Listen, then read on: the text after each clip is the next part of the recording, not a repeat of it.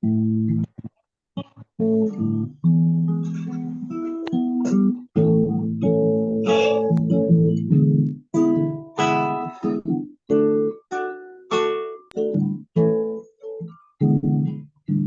te agradeço, Senhor, por mais um dia que nasce, pelo sol que desponta em minha janela, com seus raios em abraços de amor.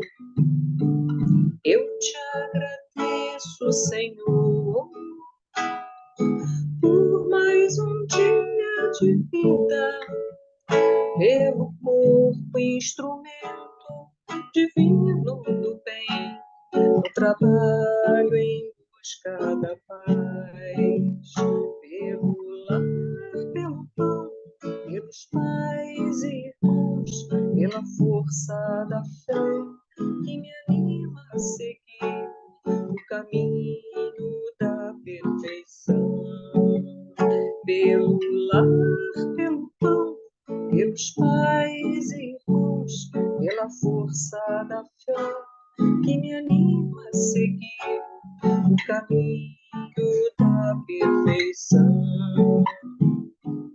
Eu te agradeço, Senhor, por mais um dia que nasce, pelo sol que desponta em minha janela, com seus raios em abraços de amor. Eu te agradeço, Senhor, por mais um dia de vida, pelo corpo instrumento divino do bem, do trabalho em busca da paz, pelo lar, pelo pão, pelos pais e irmãos, pela força da fé que me anima a seguir o caminho da perfeição. Pelo lar, pelo pão, pelos pais e irmãos, pela força da fé que me anima a seguir o caminho da perfeição.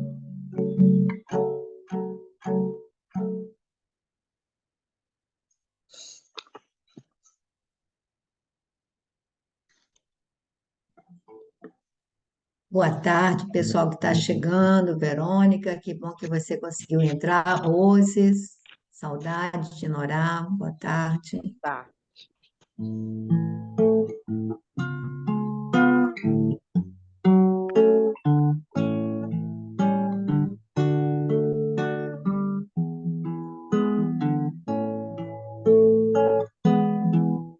Senhor, se tu não vais comigo daqui, jamais te encontrarei em nenhum céu, nenhum céu. Senhor, se tu não vais comigo daqui, jamais te encontrarei em nenhum céu.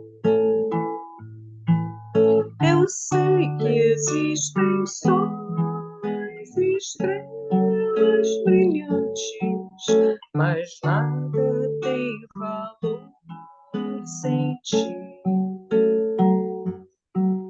Por que te procurar em mundos distantes, se eu posso te encontrar aqui, aqui? Senhor, se tu não vais comigo daqui, jamais te encontrarei em nenhum céu.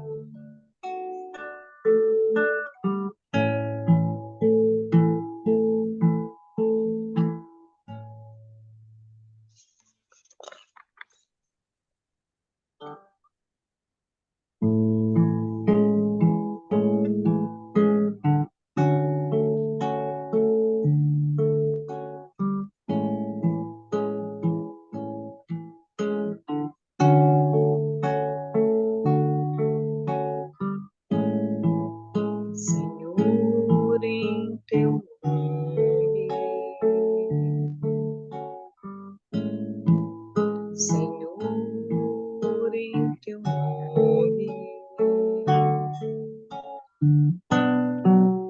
eu falava às pessoas, jogava as sementes, plantava e colhia paz, mas sentia falta de algo mais. Eu fazia quase tudo e hoje tudo é quase nada frente à obra e seu Criador.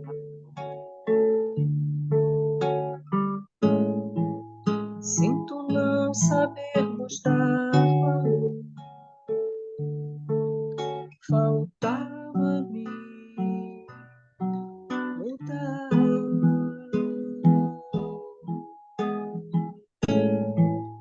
e tentar me encontrar e tentar me conhecer, Senhor, ser mais um em seu rebanho a caminhar. Não me cabe só falar, também cabe agir e me tornar um instrumento teu a melhorar, Senhor, em teu nome.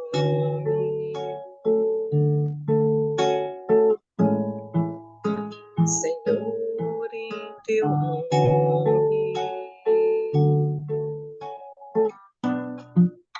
Eu fazia muitos planos, mas os anos seguem em frente e nos fazem ver quem somos.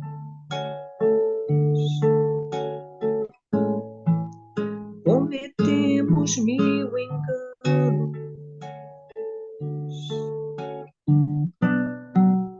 Eu queria ser um leme, mas agia como âncora, retardando o meu caminho.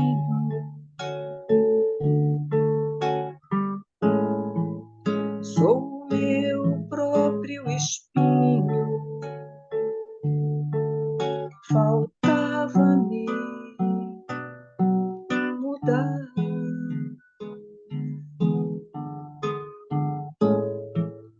e tentar me encontrar e tentar me conhecer, Senhor, ser mais um em seu rebanho a caminhar. Não me cabe só falar, também cabe agir e me tornar um instrumento teu a melhorar, Senhor, em teu nome. Senhor, em teu nome. Senhor, em teu nome.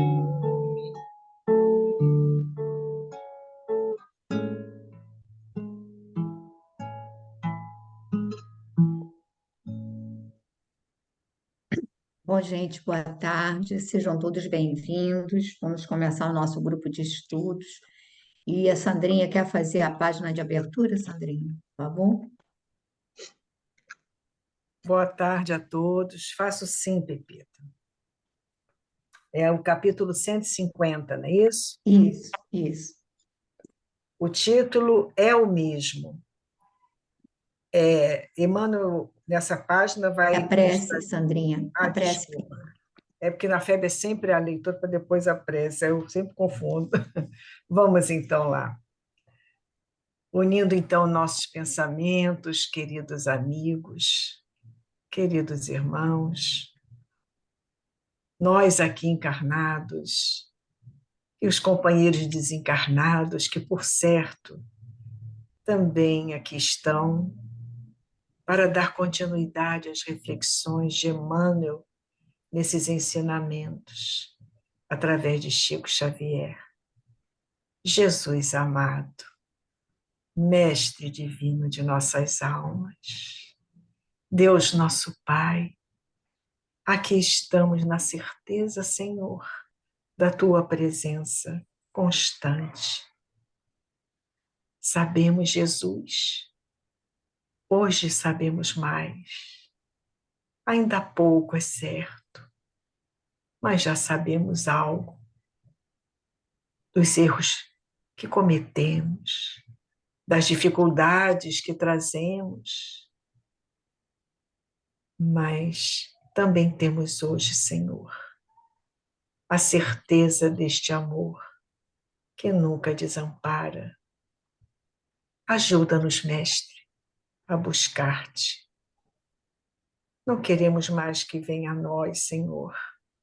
Ajuda-nos a buscar-te, Jesus. Abençoa este trabalho, Senhor, este trabalho que é teu. Abençoa os espíritos abnegados que se unem a nós, nos orientando, nos encorajando para cima e para o alto, a não desistir, Senhor. Muito obrigada, Jesus. Graças a Deus.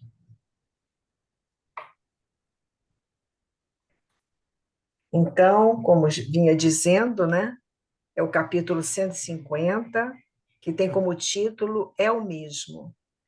E Emmanuel vai nos trazer de João, capítulo 16, versículo 27. Pois o mesmo Pai vos ama. E vai nos colocar assim: ninguém despreze os valores da confiança. Servo algum fuja ao benefício da cooperação. Quem hoje pode dar algo de útil, precisará possivelmente amanhã de alguma colaboração essencial. Todavia, por enriquecer-se alguém de fraternidade e fé, não ouvide a necessidade do desenvolvimento infinito no bem. Os obreiros sinceros do Evangelho devem operar contra o favoritismo pernicioso. A lavoura divina não possui privilegiados. Em suas seções numerosas, há trabalhadores mais devotados e mais fiéis. Contudo, esses não devem ser categorizados à conta de fetiches, e sim respeitados e imitados por símbolos de lealdade e serviço. Criar ídolos humanos é pior que levantar estátuas destinadas à adoração. O mármore é impassível, mas o companheiro é nosso próximo, de cuja condição ninguém deveria abusar. Pague cada homem o tributo de esforço próprio, a vida.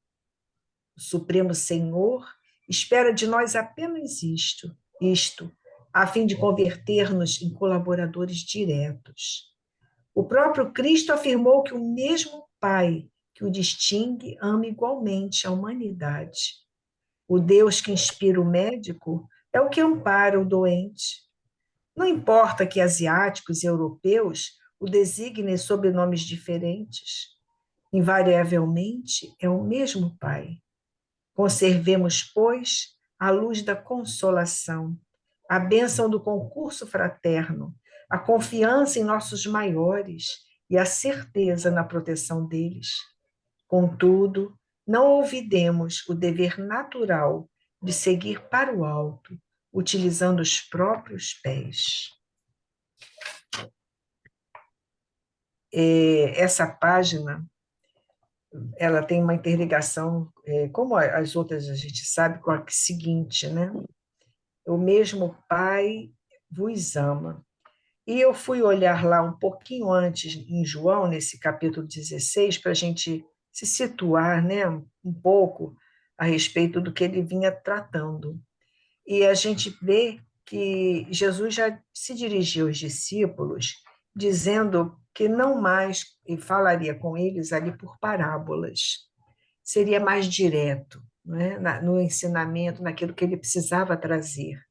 E aí, no versículo 27 até o 29, ele diz, o 27 não é todo esse que Emmanuel colocou. Emmanuel colocou apenas a primeira parte, não é? Pois o mesmo Pai vos ama, visto como vós que me amastes e crestes que saí de Deus. Esse é o versículo 27. Continuando, João coloca assim: saí do Pai e vim ao mundo, outra vez deixo o mundo e vou para o Pai. Disseram-lhe os seus discípulos: eis que agora falas abertamente e não dizes parábola alguma. E dá continuidade, né? Então, já vemos de início que o próprio título, a grande síntese de Emmanuel, né, nos títulos que ele coloca, é o mesmo, quer dizer, o Pai que ama Jesus e que ele vem em nome deste Pai é o mesmo Pai que ama a todos nós.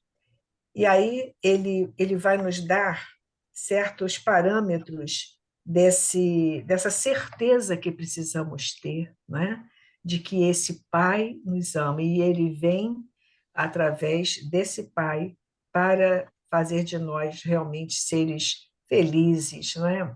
Chegando à perfeição relativa. Primeiro ponto que ele coloca para nós são os valores da confiança. Se a gente vive em desconfiança, e aqui diante dos valores do eterno Pai, né? Os valores do bem, os valores espirituais, os valores morais, a gente não caminha, né? A gente permanece naquele mesmo ponto. Então, desenvolver em nós os valores da confiança. O segundo ponto que ele coloca é a lei de cooperação, não é? Servo algum fuja ao benefício da cooperação. Ou seja, não é porque aquele que convive conosco, que divide conosco tarefas, seja no trabalho físico, né, no mundo, seja no trabalho espiritual, seja onde for no lar, não é? Há que ter a lei de cooperação, porque nenhum de nós se une a outras criaturas tão proximamente sem uma razão de ser, não é? Todos nós estamos interligados e precisamos aprender nessa convivência a crescer como almas imortais. Mais adiante, ele diz uma coisa no terceiro parágrafo que é verdade, né? Todos nós temos exemplo disso. Aquele que hoje pode dar algo de útil, pode ser, ele precisa de uma colaboração essencial. E a gente vê muito bem isto no caso daqueles espíritos que nós reputamos com um grau já de moralidade, de espiritualidade bem grande, né?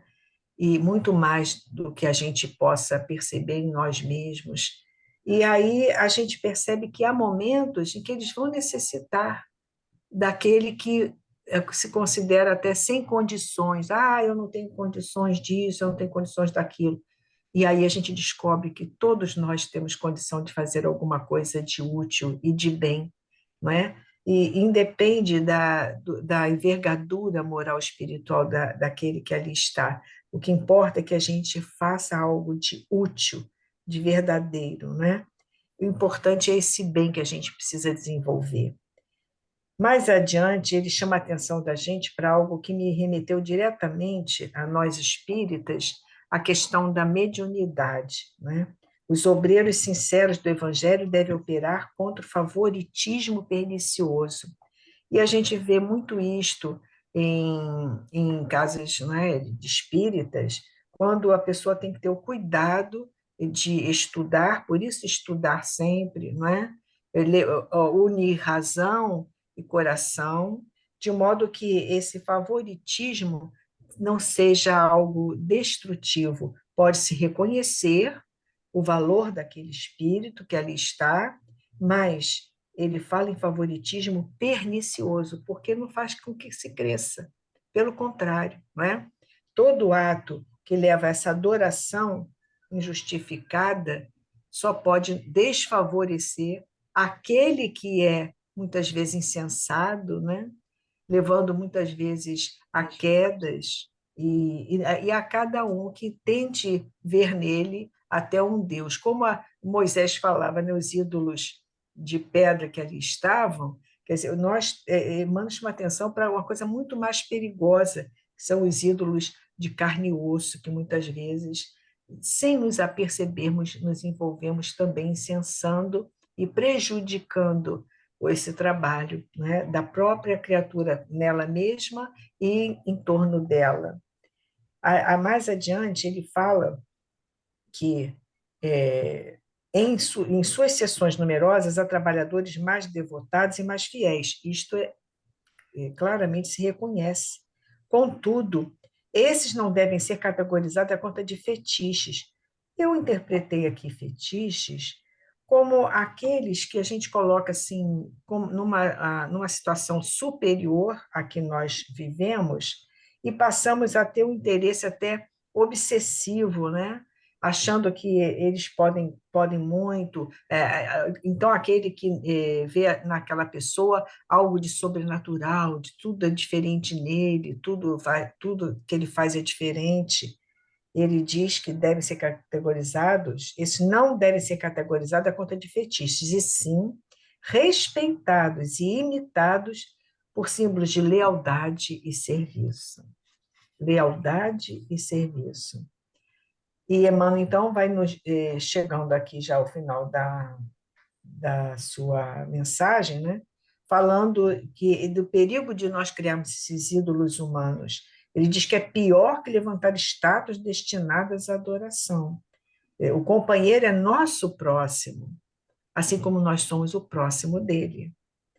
Pague cada homem o tributo de esforço próprio à vida, ou seja, podemos identificar ao redor de nós, através da convivência, através da própria obra que possamos ler, estudar, aqueles que já têm uma condição superior, ainda no planeta de provas e expiações. Mas nós não podemos esquecer de nossa parte, o que nós estamos fazendo para nós mesmos, em termos de esforço próprio, em relação à vida que temos. E mais adiante, ele vai falar que esse Deus é Deus de todos nós, e não importa onde, não importa que nacionalidade for, o nome que se dê, não é? E lá no final ele vai dizer: conservemos a luz da consolação. Então, consolação, bênção do concurso fraterno, confiança em nossos maiores, que nunca nos abandonam, não é? E a certeza na proteção deles. Contudo, não olvidemos, não esqueçamos o dever natural de seguir para o alto utilizando os próprios pés.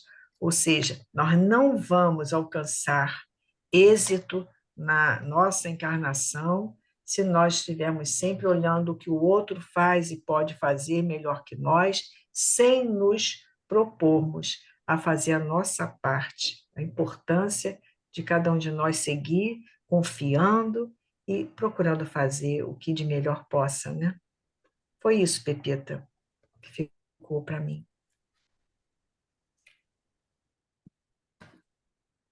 Abre o som, Pepita, por favor. O som. Então, eu abri, cliquei, mas não abriu. Gente, está ótimo, você explanou muito bem, e nós também já estamos com o tempinho, né, com os 15 minutos já esgotados. Então, nós vamos passar para há 2000 anos, tá? Nós estamos quase no finalzinho do capítulo 8.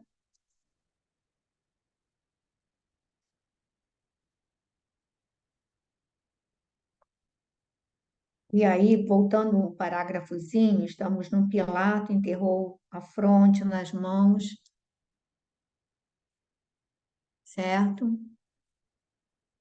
Então, quem gostaria de começar a leitura? Solange quer começar a leitura?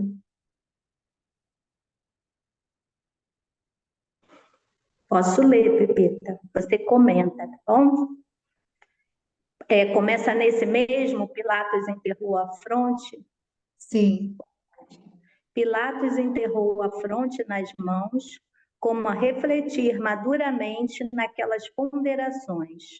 Mas, antes que pudesse externar sua opinião, eis que Políbios aparece aflito, exclamando em atitude discreta: Senhor governador, É preciso apressar vossa decisão. Espíritos maldizentes começam a duvidar da vossa fidelidade aos poderes de César. Compelidos pela intriga dos sacerdotes do templo, colocando a vossa dignidade em terreno equívoco para todos. Além disso, a populaça tenta invadir a casa, tornando-se necessário assumir atitudes decisivas sem perda de 1 minuto. Pilatos ficou rubro de cólera diante de semelhantes injunções, exclamando irritado, como se estivesse sob o jugo do mais singular dos determinismos. Está bem, lavarei as mãos deste ignominioso delito. O povo de Jerusalém será satisfeito. E procedendo a esse ato, que o celebrizaria para sempre, dirigiu algumas palavras ao condenado, mandando em seguida recolhê-lo a uma cela, onde pudesse permanecer alguns minutos sem as grosseiras investidas da turba impetuosa, antes que a multidão o conduzisse ao Gólgota, que na linguagem usual deveria ser traduzido por lugar da caveira. Quer dar uma paradinha, Solange? Quer dar uma paradinha? Comenta alguma coisa do que você leu. Não, Pepita, comenta aí, eu não sou boa nisso, não. Então, nós tínhamos falado de como a sombra foi questionado, Verônica comentou, algumas pessoas comentaram, de como essa trama estaria se desenvolvendo no plano espiritual, e a gente fez algumas colocações, e por coincidência, na quinta-feira, nós lemos aqui no nosso livro, Palavras de Vida Eterna. Eu não vou ler todo, não, eu só vou ler um pedacinho da página em que ele se refere a esse momento de Jesus. E são palavras do próprio Emmanuel. E ele vai dizer: lá fora, Judas era atraído aos conchavos da deserção. Sacerdotes confabulavam com escribas e fariseus sobre o melhor processo de enganarem o povo, para que o povo pedisse a morte dele. Agentes do Sinédrio penetravam pequenos agrupamentos da rua, assolando contra ele as forças da opinião. Perseguidores desencarnados excitavam o cérebro dos guardas, que o deteriam no cárcere. E quantos lhe seguiam a atividade, regurgitando ódio gratuito, prelibavam-lhe o suplício. Jesus, percussiente, não desconhecia a conspiração das trevas. E aí ele vai falando tudo isso. Então, para depois ele falar que não se turve o nosso coração. Então, nesse pequeno parágrafo, ele vem falando... Eu ia o perguntar capítulo isso. é 56, Jesus e a dificuldade. O capítulo vale a pena ser lido, e aí ele vem falando exatamente disso, né? Entretanto, lúcido e calmo, o fim do entendimento com esse irmão do apostolado, dirige-se à oração no jardim para, além da oração, confiar-se aos testemunhos supremos. Aí ele vem falando para que não procures assim fugir à tua luta que te afere o valor. Mas achei interessante, porque quando nós lemos, eu falei, gente, a gente estava falando exatamente dessa trama. E aí a gente vai ver como essa trama era surgida, porque a gente vê que Pilatos, que estava assim mais ou menos ponderado, achando que queria fazer alguma coisa, que queria ver algum meio de poder livrar Jesus desse sacrifício, quando o Políbios, né, vem dizer-lhe que, olha, a turba lá fora, as pessoas começam a duvidar, né, a duvidar de vossa fidelidade aos poderes de César. E aí ele vem dizer, compelidos pela intriga dos sacerdotes do templo, colocando a vossa dignidade em terreno equívoco para todos. Então, diante dessa suspeita ou dessa possível suspeita, Pilatos resolve, olha, quer saber, eu estou lavando as mãos, resolvam do jeito que vocês quiserem, eu entrego o problema. Ali foi assim a gota d'água, o ponto divisor em que ele disse, olha, não quero mais saber de me empenhar para salvar esse inocente que vai colocar a minha reputação em dúvida. E eu li esse trechinho porque aí a gente vê que a facilidade da mudança, a facilidade se desconectar daquela possibilidade de repente, fazer alguma coisa por ele, né?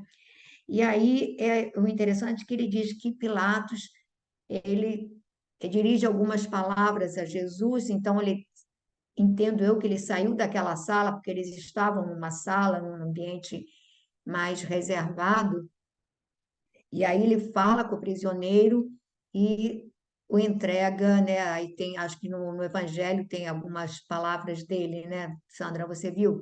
Esqueci agora quando ele, eu acho que ele fala alguma coisa que o entrega, né? Aquele lá, quando ele diz que ele lava as mãos e que achava que aquele homem era inocente, mas enfim.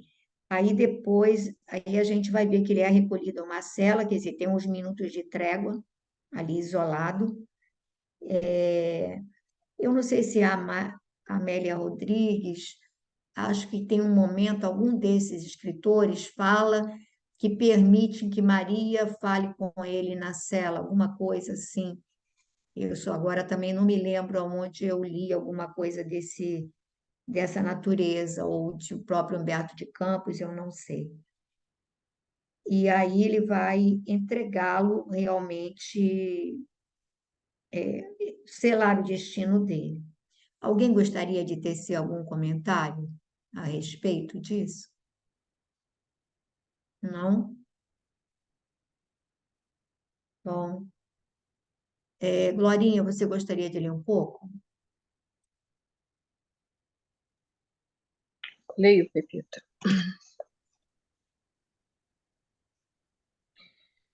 Um sol abrasador tornara sufocante e insuportável a atmosfera. Saciada, afinal, a fúria da multidão dos seus desvairamentos infelizes, numerosos soldados seguiram o prisioneiro que demandava o monte da crucificação, a passos vacilantes, sob o madeiro da ignomínia que a justiça da época destinava aos bandidos e aos ladrões. Até o momento de sua saída sob a cruz, ninguém se interessara por ele, junto à autoridade do governador da Judéia. Depreendia daí o senador que, quantos seguiam o mestre de Nazaré nas margens do lago em Cafarnaum, o haviam abandonado inteiramente.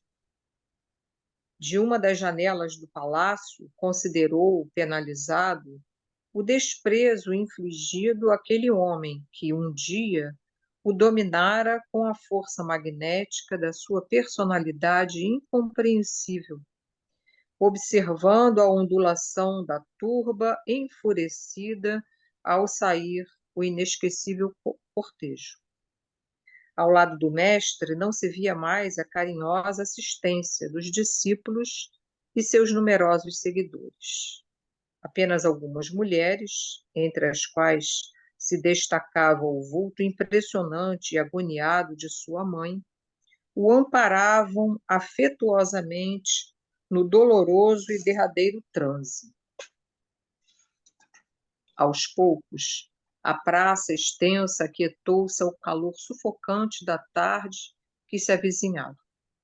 À distância, ouvia-se ainda a vozearia da plebe, aliada ao relinchar dos cavalos e ao tinir das armaduras.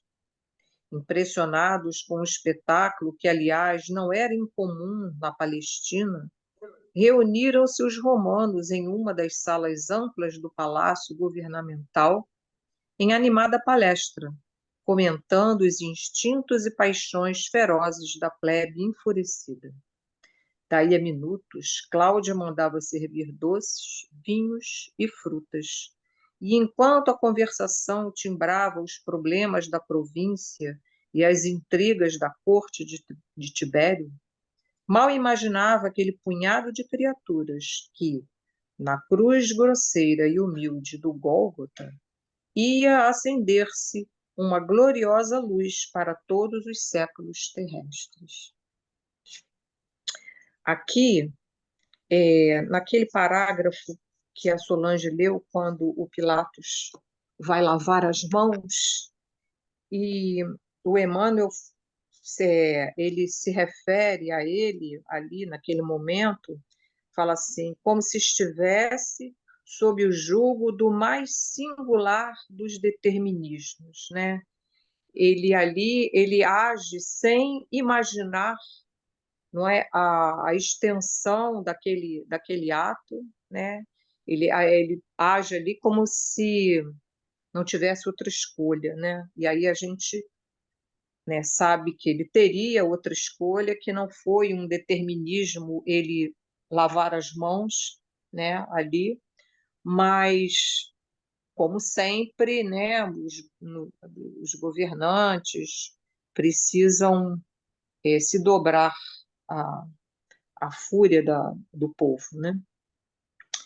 E aqui o Emmanuel ele vai mostrar, ele vai descrever, né, essa trajetória, né, de Jesus que a gente, né, conhece um pouco, né, sendo debochado, né, aquele caminho que ele vai fazer, carregando, né, aquela cruz que era típica dos bandidos, dos malfeitores, né, se igualando ali para aquelas criaturas, né, como se fosse um malfeitor, né? E uma coisa que é interessante a gente ver que ele diz o seguinte, que até o momento da sua saída sob a cruz, ninguém se interessara por ele, junto à autoridade do governador da Judéia. E a gente vai ver, né, no outro capítulo, que mal sabe o Públio, né, que olhando ali o Senhor passar, e ele sente até um pouco de pena dele, né, porque ele mais uma vez ele lembra daquele magnetismo que o arrebatou, né? Mas mal imagina ele que alguém vai tentar interferir, sim, né,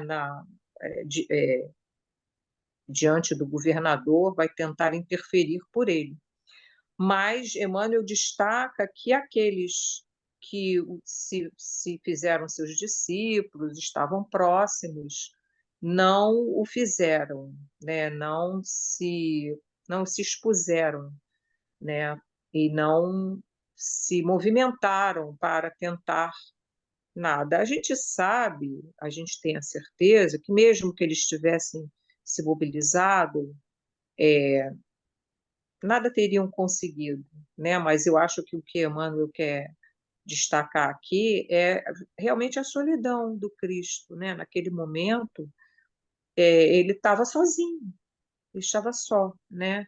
E aí tem a sua mãe que o acompanha, né? Que naquele sofrimento. E também, depois que ele passa, né, e a praça vai se esvaziando, muito provavelmente as criaturas vão o acompanhando, né, dizendo impropérios, essas coisas todas, e se divertindo com aquela cena. No palácio lá do Pilatos, a vida vai voltando ao normal, né? Então vamos servir, né, o lanche, né? A Cláudia vai servir os doces, os vinhos, eles vão fazer os comentários sobre as a paixão daquele povo enfurecido, que eles achavam um povo inferior e rude, né, nas suas questões, né, na solução das suas questões, né? E a vida vai voltando ao normal, né? Volta-se a falar das intrigas da corte, né? É, e Emmanuel fecha o capítulo dizendo que mal imaginavam aquele punhado de criaturas que, na cruz grosseira e humilde do Gólgota, ia acender-se uma gloriosa luz para todos os séculos terrestres. Então, totalmente, né, inconscientes do que iria se desenrolar para a humanidade, né, e ali desempenhando o seu papel como opressores, como governantes, e vivendo a sua vida com as suas questões, sem se importar mais, como Pepita falou, esquecendo, né, a Cláudia lembra, por um momento lembra do sonho, né, o Pilatos se emociona, o Públio fica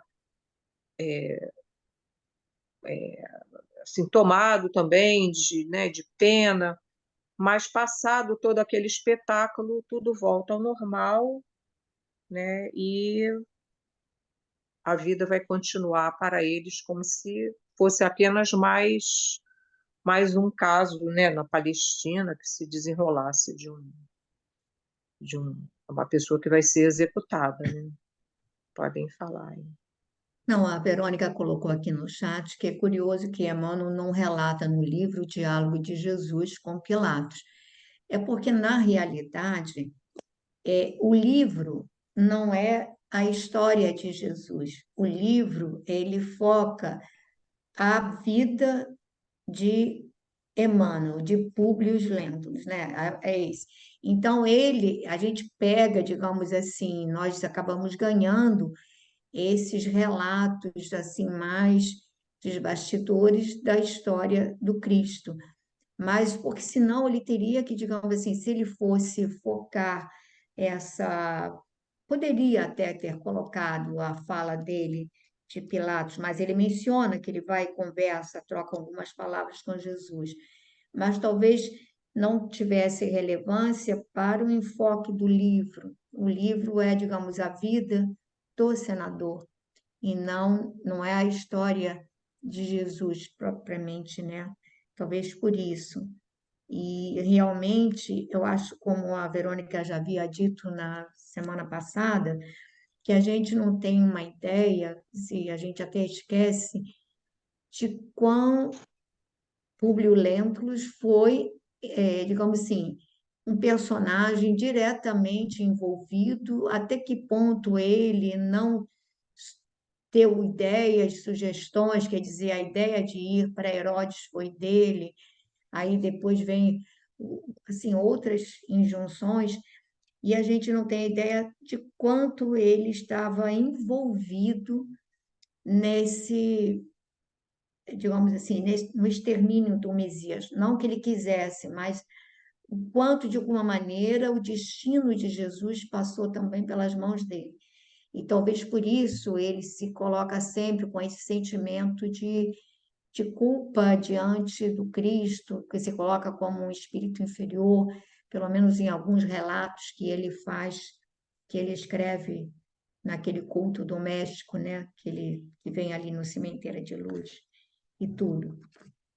Então, mas eu acho assim que nós não temos a ideia. Eu acho que no fundo a história vai se desenrolando e a gente só vai percebendo a importância de cada criatura no desenrolar da história quando a gente se afasta dela e podemos contemplá-la à distância, né? Então, eu acho que quase ninguém tinha ideia, nem os próprios apóstolos, eles não só vão ter uma noção de quem era o Cristo depois da ressurreição. Aí depois eles ficam corajosos. Aí a gente vê como Paulo fica destemido, como Pedro enfrenta obstáculos terríveis, corajosamente, mas até então eles eram super frágeis. Acho que é importante que a gente preste atenção nessa mudança, quer dizer, por isso que Jesus fala para Pedro: Pedro, quando te converteres, apacenta as minhas ovelhas. Ou seja, quando você se tornar forte, quando o cristianismo estiver em você, quando você não tiver mais medo dos homens, apacenta as minhas ovelhas. Olha, e a gente não presta atenção nessas coisas. E Pedro também, naquele momento, deve ter imaginado: ora, mas eu acredito, eu confio, não é? Todos eles diziam, e, no entanto, todos eles se recolheram, com exceção de João, o mais jovem, se recolheram acuados e ficam Mas então, escondidos. as Oi? mulheres também não, né? Que ele As relata que mulheres, não, as mulheres também, mas eu digo assim, dos apóstolos, só João, né?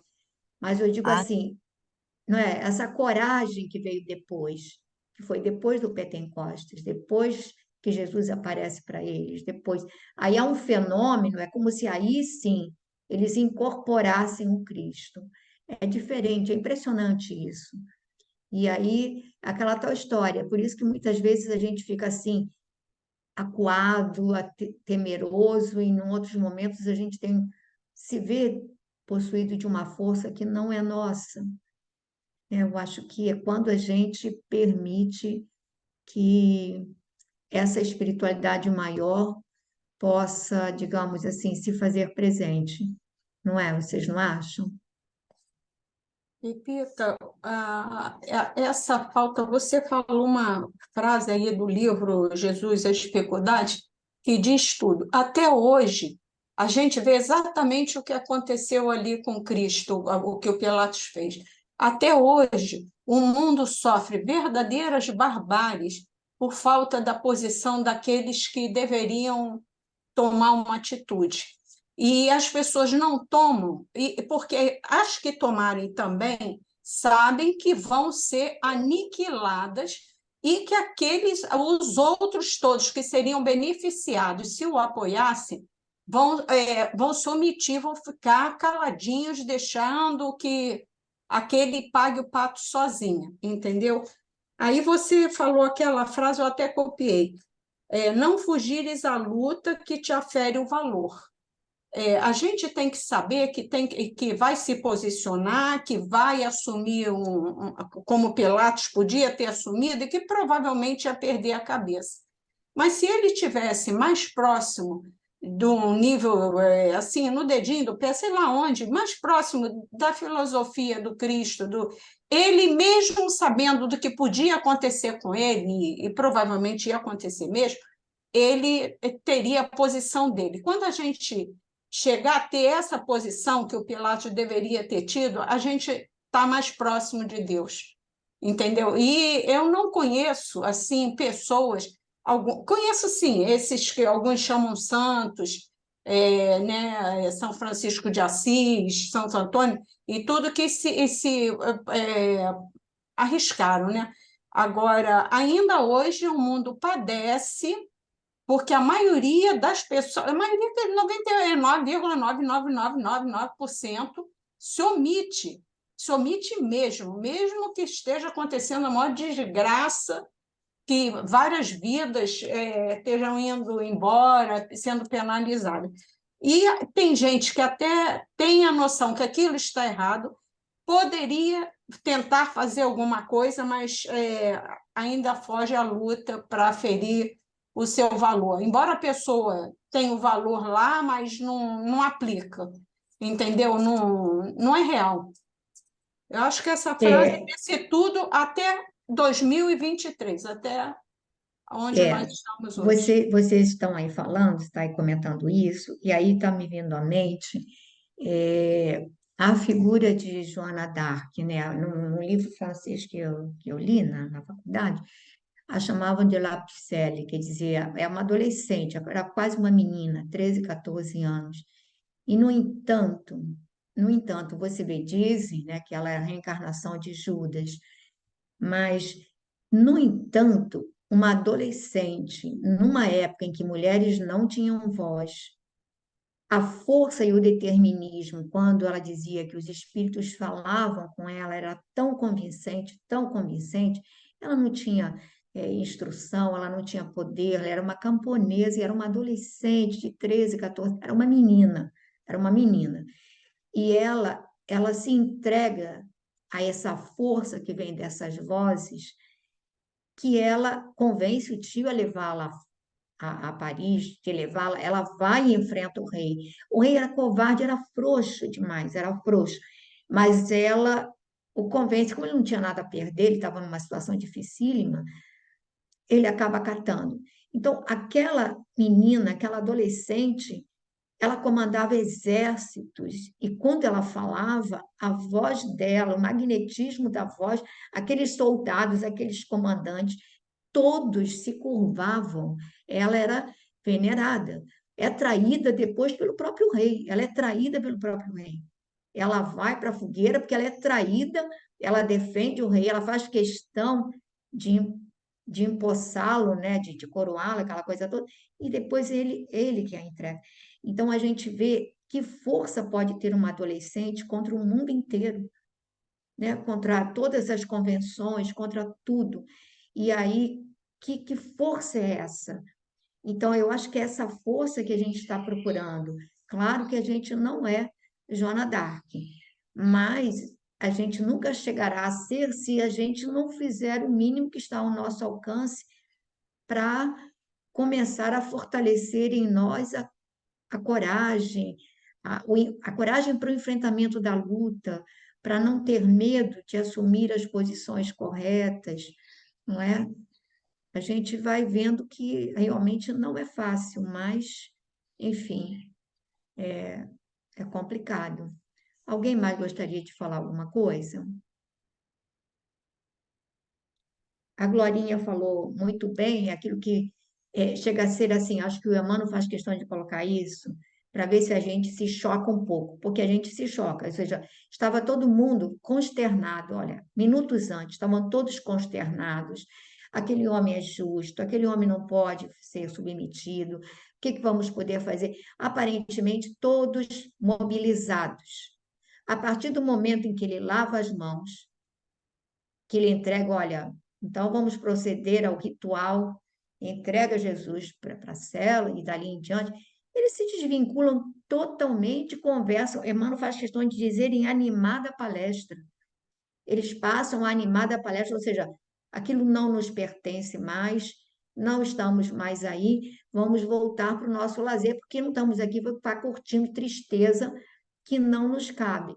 Então, essa omissão e essa indiferença, eu acho que Emmanuel faz questão de colocar para nós a nossa oscilação, a nossa indiferença com relação a um destino que é coletivo e certamente todos vamos ter que arcar com as consequências do, do que nós escrevemos, né, na história, né?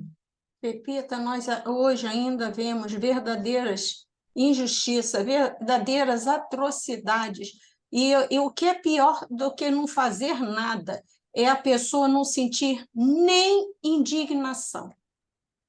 Entendeu? Você sente que as pessoas dão notícias horripilantes, a pessoa assiste aquilo como se tivesse, sei lá, não sente nem indignação, porque Pois no é, Lúcia. mínimo começar com indignação para tomar uma atitude.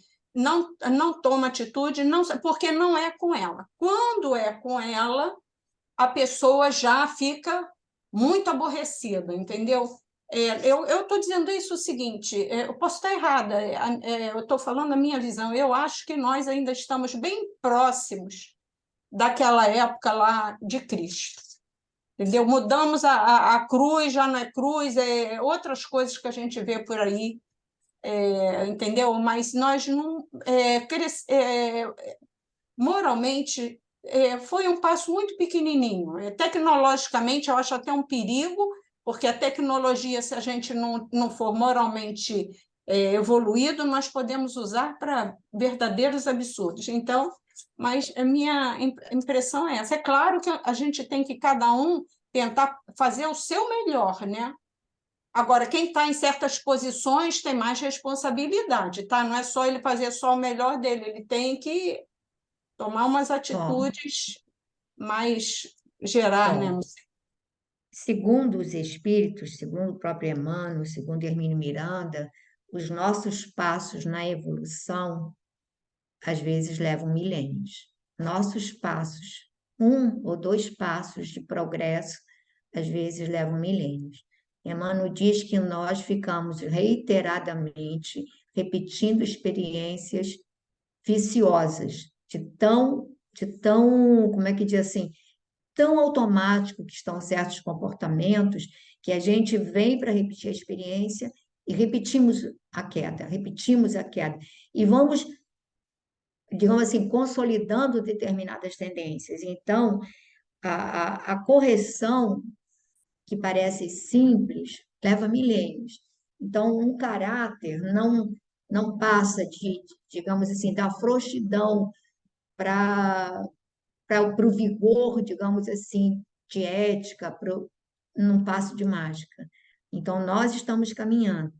Nós também não teríamos alcançado a tecnologia que se alcançou hoje se Deus não o houvesse permitido. Ele permitiu porque acha que nós já temos condições de fazer escolhas melhores. Agora, continuamos com muitos erros, continuamos, mas a gente está aqui refletindo. Será que nós aprendemos alguma coisa? Muito pouco. Nós estamos já tentando refletir sobre o nosso comportamento. É sobre o nosso, porque não adianta refletir sobre o comportamento dos outros, né? Então, nós vemos em nós as oscilações próprias da sombra que ainda trazemos. Mas já há um movimento, gente. Já há um movimento. Hoje, voluntariamente, não queremos mais a prática do mal. Voluntariamente. Porque eu acho que em muitos momentos temos comportamentos dúbios ou equivocados ou frágeis, enfim. Mas vamos continuar aqui nossa leitura. Gracinha, está podendo ler? Estamos começando o capítulo 9 agora, a calúnia vitoriosa.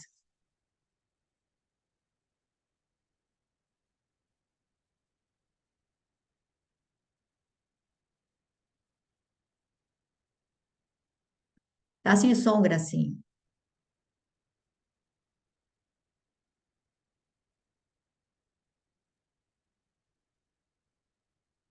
Glorinha, você pode ler, então? Ela está sem som.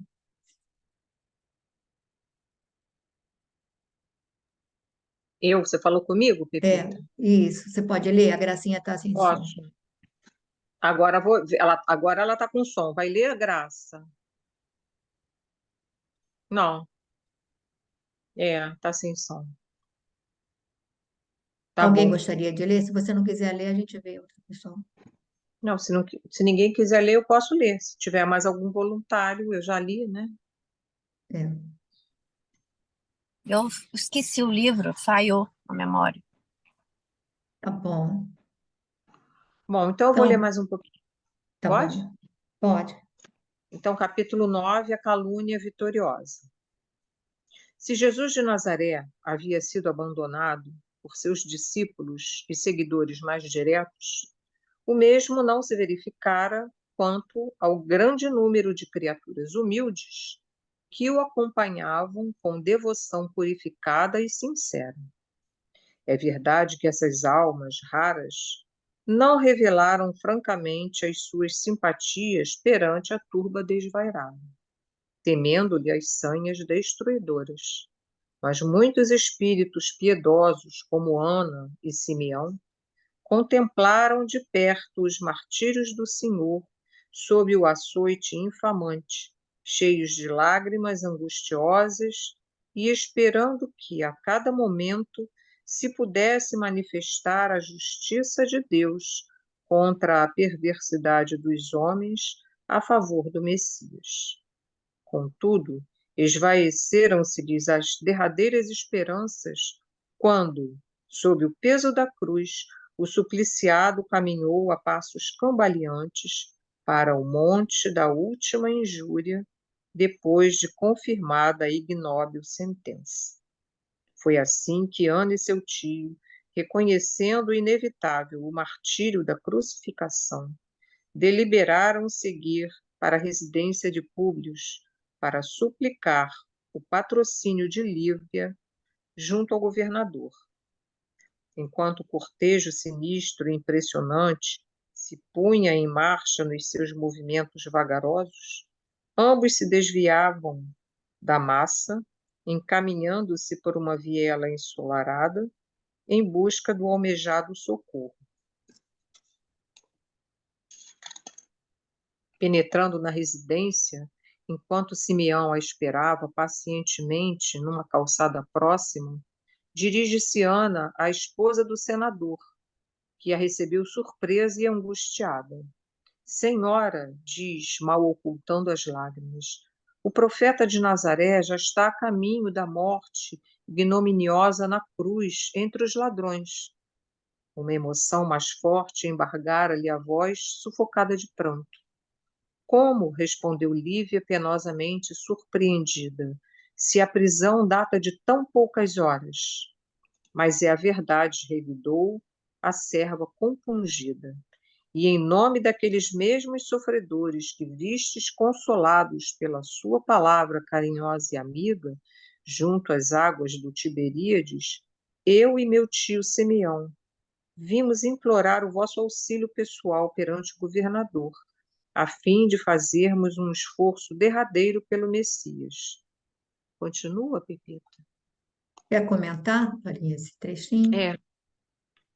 Então, aqui a gente vai vendo que nem todos, não é, por, por vontade, né, vontade de tirá-lo daquela situação, muita gente, talvez, como ele fala, né, almas mais simples, né, criaturas humildes, gostariam de tê-lo arrancado daquela situação, mas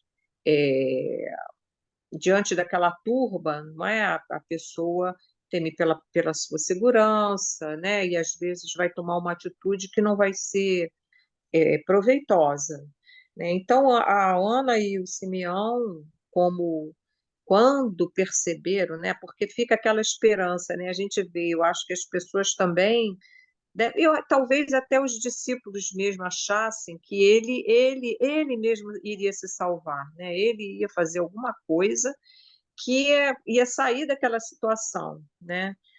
E até a Ana também, quando viu que não tinha mais jeito, né? Aí eles esperavam que ainda se pudesse manifestar a justiça de Deus, né? Contra a perversidade dos homens a favor do Messias. Então, eles esperavam ali um milagre, né, alguma coisa que acontecesse que pudesse mudar o cenário, né? Mas quando viram que nada iria acontecer mesmo, né? Ela foi apelar para quem ela podia, né? Que era a Lívia, né? Para que ela pudesse ver se conseguia, através do marido, né? Conseguir falar, né? Com Pilatos, interceder, né? Por Jesus, né? E, né? Aí aqui a Lívia não sabia de nada, né? Ela sabia só que o marido, que o Públio tinha saído, mas não sabia o desenrolar dos acontecimentos e ficou surpresa por ter sido preso em tão pouco tempo e já estar condenado, né? Uma condenação assim tão rápida. Ela se surpreendeu, né? E a Ana fala, né, que ela, assim como vários outros que foram consolados, né, pela palavra de Jesus, foram tentar interceder por ele, né, pedir que Lívia pudesse interceder por ele, né? Mas é isso, né? A gente imagina, porque a gente fala assim, porque ninguém fez nada, mas a gente sabe o quanto é difícil diante de um poder estabelecido, pessoas que não têm. Os judeus já eram vistos como pessoas sem nenhuma expressão diante dos romanos. A gente viu em Paulo e Estevão que eles tinham que andar abaixando a cabeça, não podiam nem olhar para os romanos. Então, de maneira pessoal, não podiam é, é, tentar interceder, mas desde que você conheça alguém, não é como ela, que trabalhava na casa do Públio e da Lívia, ela vai tentar é, fazer a sua parte, né? Mas e aí depois as coisas vão se desenrolar totalmente contrárias, né? Mas podem falar aí. Eu acho que os apóstolos não tinham nem coragem de chegar no palácio de Pilatos para pedir qualquer coisa, porque eles eram É, pessoas paupérrimas, sem instrução, sem essa. Não era é. diferente. E acho que eles não teriam nem acesso, né? Porque eles não Pois é. podiam nem circular por determinados bairros romanos, né? Então, os judeus não tinham essa prerrogativa de solicitar alguma coisa, não. Mas tentar, como a Ana fez, né? Pedir a quem pudesse fazer alguma coisa, né? É, a gente não pode esquecer que Pedro é identificado pelo falar, quer dizer, eles deviam ter um dialeto, um jeito de falar, que eles eram considerados caipiras da época, né? E o jeito de se vestir. Aí ele o identifica pelo jeito de falar, aí ele diz, não, não sou. Né? Aí ele que ele nega Jesus, e a pessoa o identifica exatamente pela roupa e pela maneira de falar, né? Então a gente vê, e aí ele sai correndo com medo só de ser identificado, fazendo parte do grupo, né? Mas eu acho que isso foi muito importante, porque eu acho que se Pedro não tivesse negado Cristo, ele não seria Pedro, porque o fato dele ter negado, depois a todos os momentos, quando ele se via diante de uma situação, ele lembrava que ele havia negado Cristo. E aí aquilo o tornava mais humano, mais tolerante com as falhas dos irmãos, mais acolhedor, não é? Então aquilo abriu o coração, quer dizer, com a hora que ele viu que ele também falhou. Então eu acho que sem essa queda, sem essa negação, ele não se tornaria o grande, né, aquele apóstolo que ficou sendo, né, o esteio, a base para os demais, enfim. Sandrinha, a Isso que a gente não tem um tempo. Glorinha, Oi?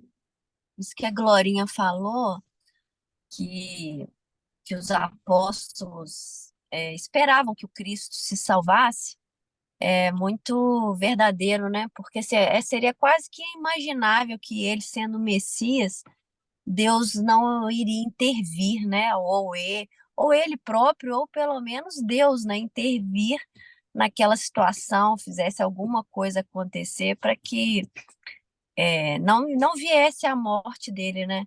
Então eu acho que isso era muito claro na mente de todos ali que acreditavam e que seguiam ele, né? Não é nem assim esperar que pudessem fazer alguma coisa. É, Verônica, porque Mas olha só, esperar, eles já tinham ouvido a voz vinda do céu quando Jesus é consagrado no batismo. Eles já tinham ouvido outras assim vozes, né, vindas, os milagres que Jesus fazia. Então, alguém que era capaz de fazer o que ele fazia, aparecer, desaparecer, enfim, tudo que ele fazia, eles tinham a certeza que ele poderia sair daquela situação. Então, o fato dele não combater, o fato dele se submeter, é que foi o grande estranhamento para todos os seguidores, sim, né? Foi para alguns foi até uma decepção, porque eles esperavam que ali houvesse uma virada e não houve, porque na realidade a grande lição que Jesus vinha dar era exatamente essa: a de ter a capacidade de pegar a sua cruz e seguir, de enfrentar todas as ofensas e não ficar magoado, porque a gente tem que ver que mal ele retorna, ele vai ao encontro dos apóstolos cheio de amor para acolhê-los. Então, a grande lição vinha exatamente desse processo e do que veio depois, porque ele foi levantar o ânimo de cada um, ele apareceu não só para os apóstolos, para alguns isoladamente, mas depois apareceu para os 500 da Galileia, para e todos eles foram para ali, para aquele monte, aguardando, quer dizer, haviam sido avisados que ele viria. Então, ele faz questão de, olha, consolidar essa fortaleza que fica na alma deles depois. Que a gente vai ver, Verônica postou também, de como todos eles terminaram de maneiras dolorosas, quer dizer, Pedro crucificado de cabeça para baixo, alguns queimados, outros decapitados, e todos eles foram fiéis. Depois disso, eles se tornam aquela força, aquela coragem, aquela fortaleza, não é nem força, fortaleza. Então, se eles não tivessem passado por isso e não tivessem tido essa lição, não teriam, porque eles só passam a acreditar mesmo nesse poder de que a vida continua quando Jesus aparece, né? Lindo, translúcido, falando, amando-os, deixando claro que os ama profundamente. Essa era a grande mensagem, mas não era isso que eles estavam pensando, né? Acho que é essa que é a grande mensagem. Fala, Sandrinha, você está querendo falar? Completando, assim, você estava falando isso, Verônica, e isso acontece conosco até hoje. Embora Jesus tenha dado para eles várias colocações de que ele sofreria na mão dos homens, de que ele não estaria ali por muito tempo, mas eles ainda não conseguiam captar, não é, totalmente esse sentido mais profundo das palavras. Só vão entender depois. Isso também não acontece com a gente. Quantas vezes nós somos orientados pelo plano espiritual, independente de uma reunião mediúnica ou não, através de uma obra que você abre, através de um amigo que chega e diz uma coisa que você nem esperava, você passa batido daquilo, você não registra. Depois que você passa por um processo de dor, muitas vezes, você diz, puxa, mas não é que fulano falou isso para mim? Há quanto tempo eu fui alertado que isso podia acontecer, para eu tomar cuidado?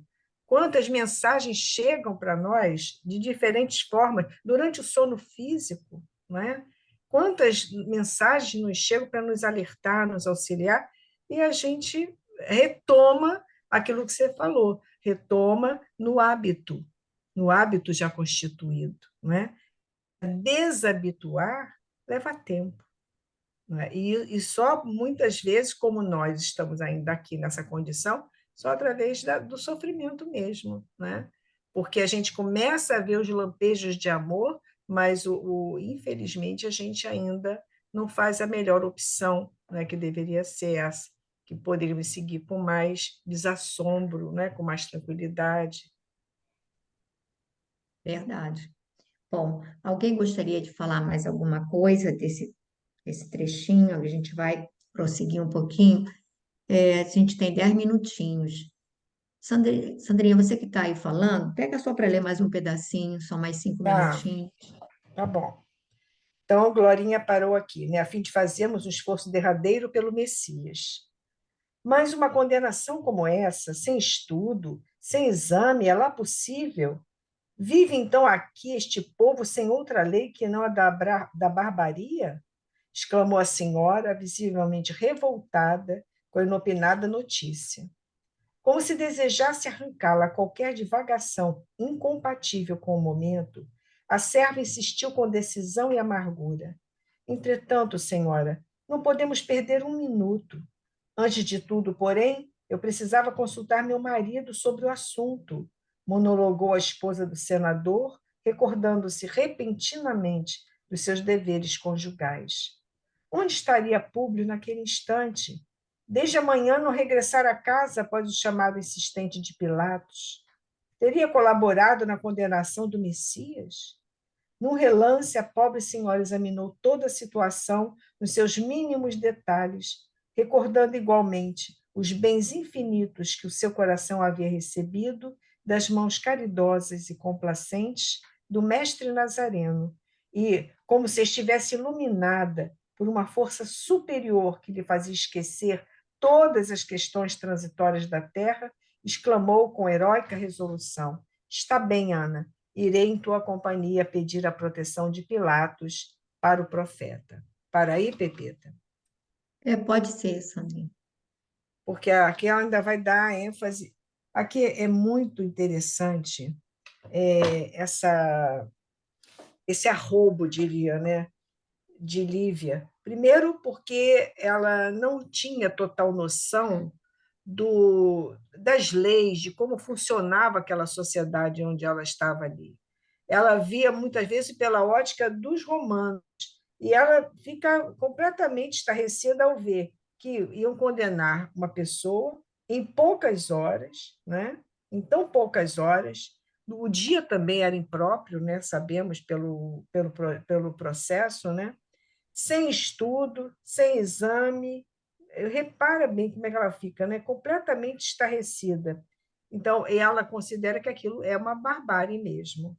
Agora, a tomada de decisão dela, acho muito interessante, porque, como espírito desse nível, né, superior, a primeira coisa que ela faz é seguir a voz do coração.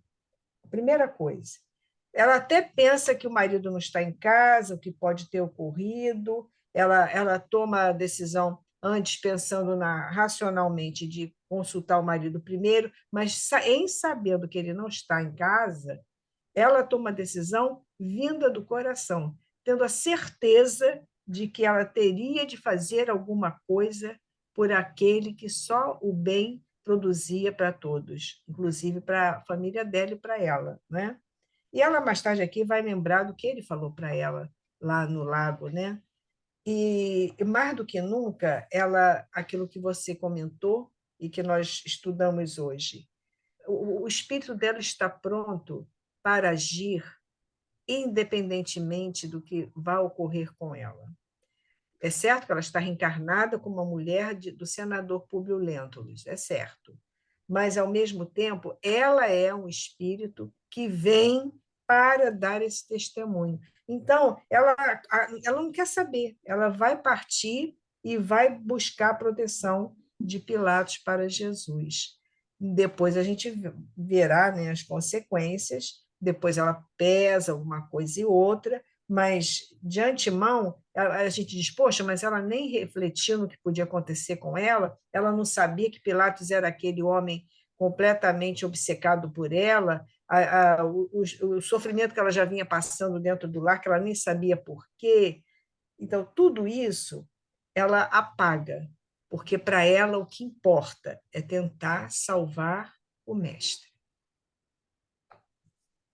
Bom, eu acho que a gente está com o nosso horário. Alguém mais quer falar alguma coisa? Temos só uns minutinhos, né? Faltam, na realidade, 5 minutinhos. Pedir a Glorinha, então, para cantar a música.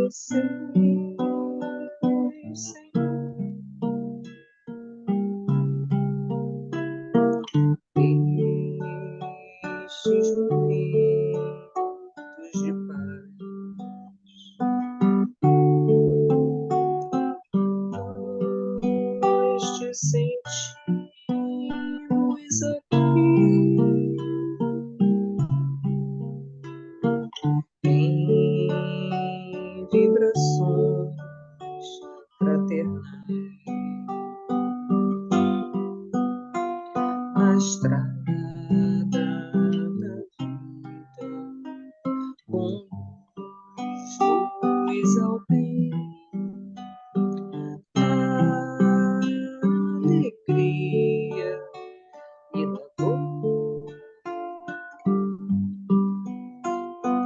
Seja o amor nossa bandeira de luz,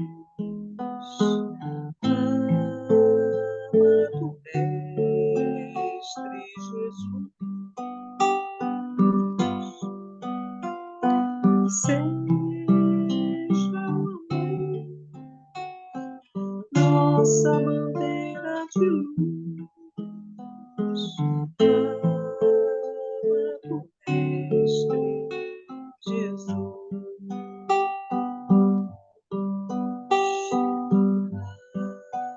Agradecemos, Senhor,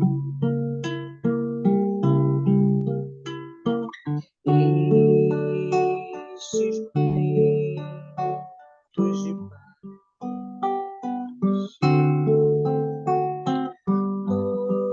Nós te sentimos aqui em vibrações fraternais na estrada da vida, conduz-nos ao bem, na alegria e na dor. Seja o amor nossa bandeira de luz, amado Mestre Jesus. Seja o amor nossa bandeira de luz, amado Mestre Jesus.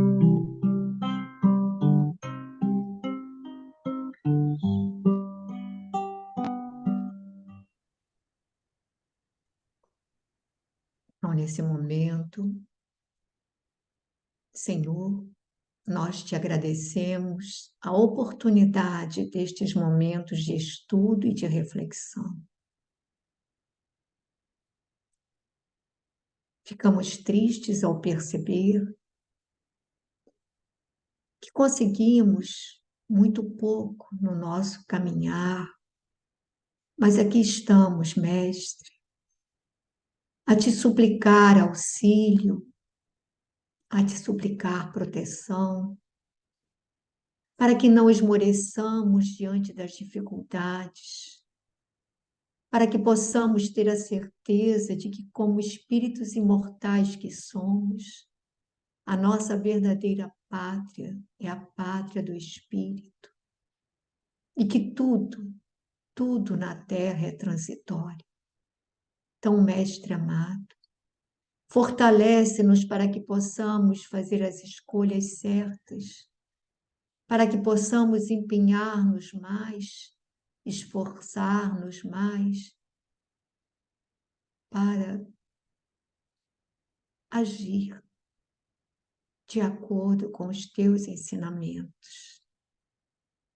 Ajuda-nos, Senhor, para que o teu evangelho não fique apenas na nossa mente, para que ele possa penetrar a nossa alma e exteriorizar-se em nossas ações.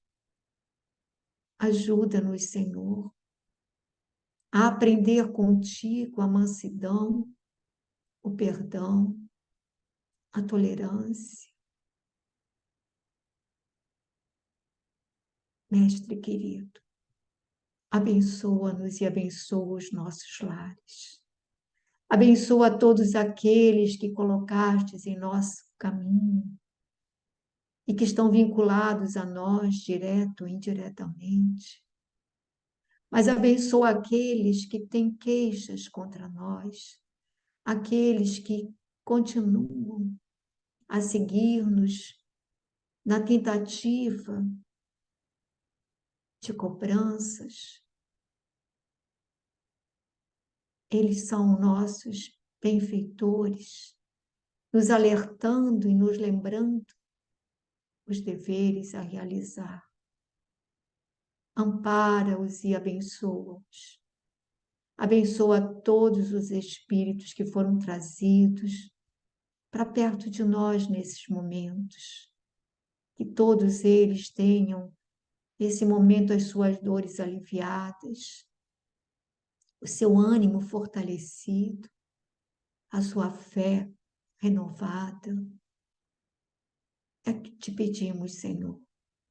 Fica conosco, ampara este planeta, ampara essa humanidade que ainda está tão distante de Ti. Que assim seja, Senhor.